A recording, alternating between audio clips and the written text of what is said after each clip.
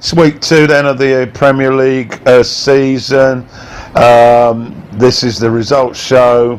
Matches played on Saturday the 17th, 18th Sunday, 2 games, and a solitary game on Monday. Things got started with the early kick-off at the Emirates, Arsenal against Burnley. Both sides coming off a win on game day 1. So both with confidence. I didn't catch the first 9 minutes of this live stream due to changes in the websites after your money as usual. Eventually I found a site, and so I picked the game up on 10 minutes. There was no score. Lacazette and Aubameyang up front for the Gunners. Pope retained. No Joe Hart again. He was on the bench for Burnley, and he pushed a Lacazette header over after 12 minutes. A minute so later, Lacazette was involved again, back to goal, but he managed, he was in the penalty area, he managed to swivel and get his shot in, and it went through Pope's legs. So that was 1-0 to the Arsenal. So 15 minutes, 1-0. On 17 minutes, Burnley, a header from Barnes, but unfortunately, although it hit the net, it was ruled out for offside, and it did look offside. Tarkowski was causing an aerial threat with the 2 up front, and Leno not very confident on crosses, particularly in a crowded penalty area. 25 minutes then, Burnley well in the game. The twin strikers causing problems for Socrates and Luis. Gunners definitely vulnerable from the wide areas which Burnley were exploiting. However, up front they still looked a potent threat. They started to complain to the ref. Now, I did mention this last season. Arsenal do have a habit of moaning and groaning about every decision that goes against them. Started to creep in again. Anyway, a Barnes header on 37 minutes was handled easily by Leno. And then on 40 minutes, Venduzzi's shot brought Pope into the action. He managed to spread himself wide to clear, and that followed some very good work from Sabilas, who was becoming more influential in this game. He's on loan from Real, and he's under 21, I think, Spanish international. Looks a lot of class, manages to create time. On 42 minutes then, Barnes was unmarked and on the penalty spot, and this followed a deflected shot which came to him, and he coolly tucked it away to equalise for Burnley. So 1-1 at the break. Into the second half then, and all to play for. The goal. Another goal was ruled offside for the Gunners this time early on. They'd put on Pepe as well, another big signing into the second half, and he started to have influence. A nice move by the Gunners on 54. Aubameyang shot just over the bar. And then 5 minutes later, another chance for Aubameyang, and this time his effort was pushed away via Pope's legs. Rodriguez was introduced for Wood on 60 minutes for Burnley. That Sabilas had a lovely curled shot pushed wide by Pope on 62. And then a minute later, he managed to win the ball back just inside Burnley's half and fed Aubameyang, who came in from the left, created some space, and the way he put the ball into the corner was delightful, because he'd created the opportunity to hit it either in the right or the left corner. This is very much reflective of a striker in form, and so Arsenal were back in the lead, 2-1, and what happened after that? Well, a few half chances for Burnley, 70 minutes, but the header didn't go to across goal, and finally it went wide. Sabilas again showing his skills. 2 great assists for both the goals. And just before the final whistle, Torreira, who came on as a sub, his shot forced another good save by Pope. And then in adding time, there was a scramble at both ends. Aubameyang missed a chance. Leno's hooked away across for a corner. But anyway, the Gunners deservedly held on, won this match by 2-1. And my man of the match, that Sabilas. To the Amex then, Brighton at home to West Ham. Contrasting fortunes last week. Brighton getting the solid win at Vicarage Road. West Ham got thumped by the champions. Some changes for West Ham. Pellegrini put in Hernandez from the start. Haller injured, as was Anderson. West Ham haven't won in the first month of the season, August, for 3 years. So anyway, off we went. Early chance for the Seagulls, a header just over by Burn. They were certainly looking sharper. Fabianski managed to tip over Stevens.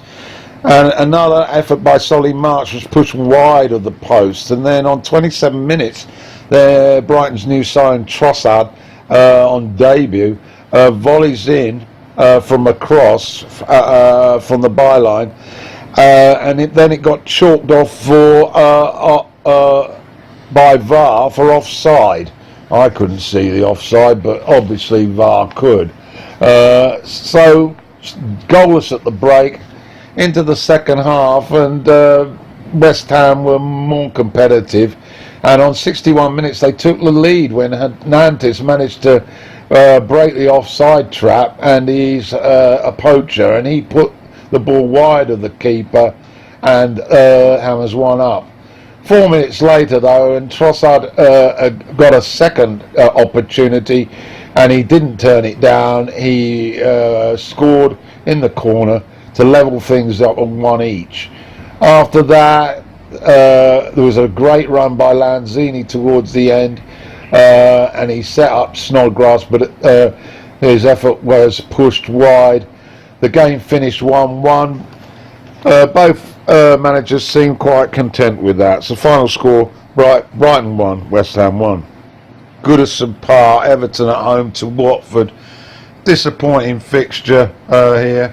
Watford hadn't won at Goodison in 13 visits, and you can now make that 14. Early promise, Everton certainly in the ascendancy, and on 10 minutes Bernard came in from the left, and he hit a great shot that whisked in the corner. 1-0 Everton. After that, there was more opportunities, shall we say, for Everton. Sigurdsson's free kick was foiled. Richarlison missed a few chances. Not a lot happening for Watford, although they sort of matched Everton early. More purposeful in the second half. De La Feu, who set up Deeney, whose effort was saved by Pickford. Sigurdsson and Richarlison again had efforts. One went wide, and Everton looked the more likely to double their advantage. However, it didn't happen, and the game really petered out with the 40,000 happy, of course, because Everton had notched up their first win of the season by a solitary goal. Final score then, Everton 1, Watford 0. The pick of the matches in this round was at the Etihad, Man City against Spurs. Now, we will recall that the last time these two teams met, Spurs knocked City out of the Champions League. and their record against City was pretty good. In fact, City have conceded more goals against Spurs than any other side. To the teams, 4 changes by Guardiola. Otamendi in for in defence, Aguero for Jesus. Gundogan was selected instead of David Silva, and Bernard Silva was in for Mahrez.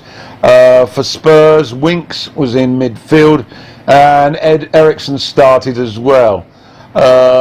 So to the action, early pressure by City, and then on 20 minutes, a delightful cross from De Bruyne on the right, found Sterling at the far post.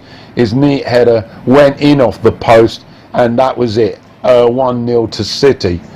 Now 23 minutes then, much against the run of play, Lamela managed to get to the ball unchallenged just outside the box, and he glided his shot into the corner to the surprise of Edison, and we were level at 1-1.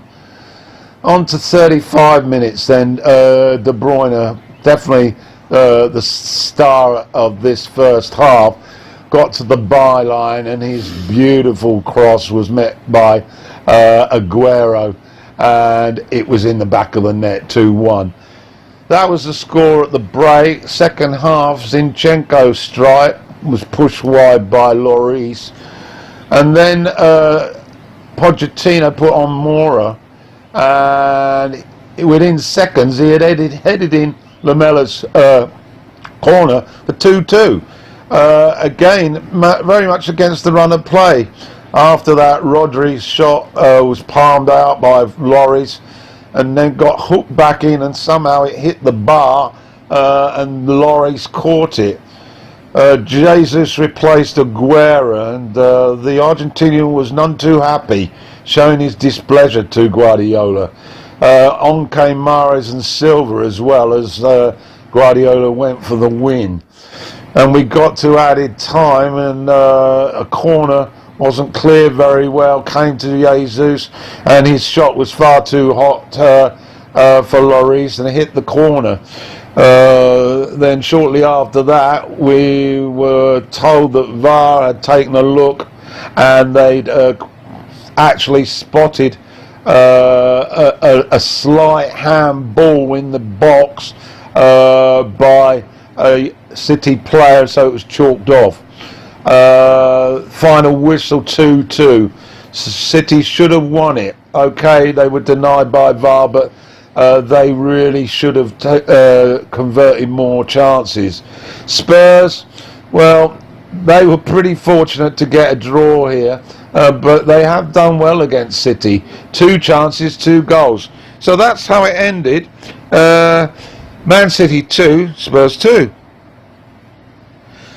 Okay, Carrow Road then. Norwich at home to Newcastle. Full house at Carrow Road.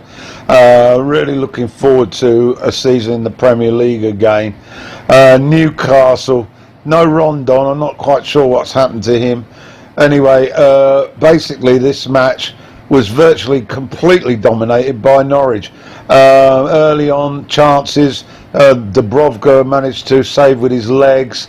Pukki, the Finn top scorer last season, he was dangerous whenever he got the ball. He tested the keeper early on, and it was pushed away for a corner. And a solitary chance for Newcastle on 26 minutes, but on 32, spell of pressure again from Norwich. Newcastle attempted to clear their own box, and it went straight to Pukki, who hit it on the volley, and it rocketed it into the net. Fantastic goal, 1-0 Norwich. That's what it was like to the break. And then second half, 63 minutes, the Finn doubled his tally. Neat shot along the floor, and it crept inside the corner. That was 2-0, and on 75 minutes he completed his hat-trick. A nice team move this, and he created some space in the box and beat Dubrovka easily. the defenders were backing off. I don't know what they were up to. Mind you, that probably is a good way of describing Newcastle's defending throughout the whole game. So the Finn got the match ball. In 93 minutes, a consolation goal for Shelvey made the score respectable. Norwich off to a flyer then, taking this game by 3-1. So to Villa Park then. Aston Villa, their first home fixture since their return to the Premier League, and it was a full house. Bournemouth were the visitors, not too impressive in their draw with Sheffield United last week. Villa had Luis on loan from Barcelona in their lineup, and Bournemouth house chose Harry Wilson to start for them. He's on loan from Liverpool, but last season he was playing for Derby County and very influential in their push towards the playoff final. Anyway, within seconds, an attack by Bournemouth, ball pushed into the area, Wilson onto it in a flash, and he was tripped by Heaton. Penalty awarded, and Josh King converted for 1-0. So not a particularly good start for Villa. They responded well. McGinn hit a rasping shot that was just tipped over. But then on 12 minutes, Harry Wilson again, snapshot from 30 yards after a defensive lapse, went in off the post. There was a slight defection, but Bournemouth were now 2 up. Things steadied a little bit for Villa. Grealish started to show his qualities in midfield, and we got to the break 2-0. Second half, Villa still pressing forward. Dean Smith certainly has an attacking attitude. There was a possible penalty, but it was denied by VAR, and Grealish headed over from a few yards. And then the said Luis hit an absolute cracker of a shot on 71, real Brazilian style goal in the right hand corner, and Villa were back in it at 2-1. However, they didn't get the equaliser, and the Cherries hung on to take the game by 2-1. St Mary's then, Liverpool in town. They had Alex Oxlade-Chamberlain back in midfield. It's the first appearance he's made in the Premier League for almost 18 months. Good to see him back. Southampton looking to bounce back after that 3-0 drubbing last week. The first 15 minutes were pretty even, and on 17 minutes, Saints' signing Adams had a shot which just went wide of the keeper, and then a few minutes later Yoshida's header from a corner was pushed away on reflex by the Adrian in goal. He's in for Alisson, of course. Saints were slightly on top at this stage, and there was another sort of goalmouth scramble which Liverpool got the ball away. The Saints in defence and their keeper Gunn were containing Liverpool's front three pretty comfortably, it has to be said. Although Arnold and Robertson were getting into their stride with overlapping down those flanks. 37 minutes, another Adams header went over the bar, and Van Dijk less than commanding really so far. Some worrying signs for Liverpool and Klopp.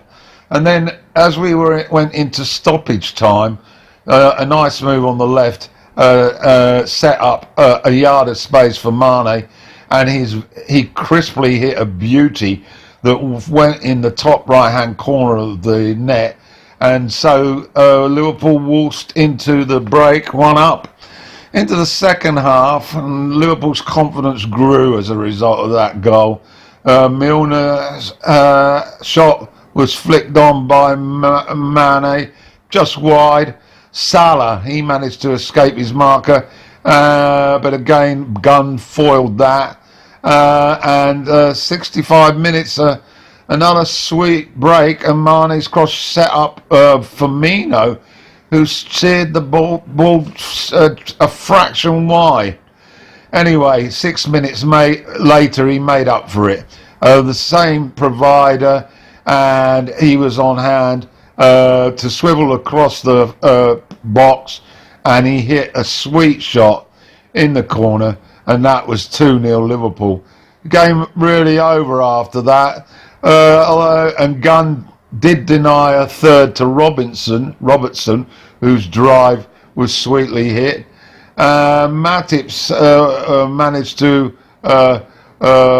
get himself in the way, which caused a bit of concern for Adrian as it ricocheted to him.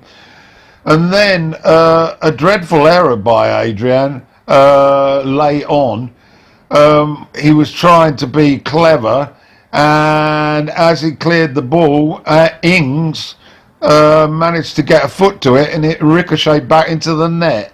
That was 86. So Southampton had pulled a goal back, and Ings could have actually levelled it just before the final whistle. But the Scousers held on. Liverpool, 3 wins out of 3 now in this season, 2 in the league and 1 in the Super Cup.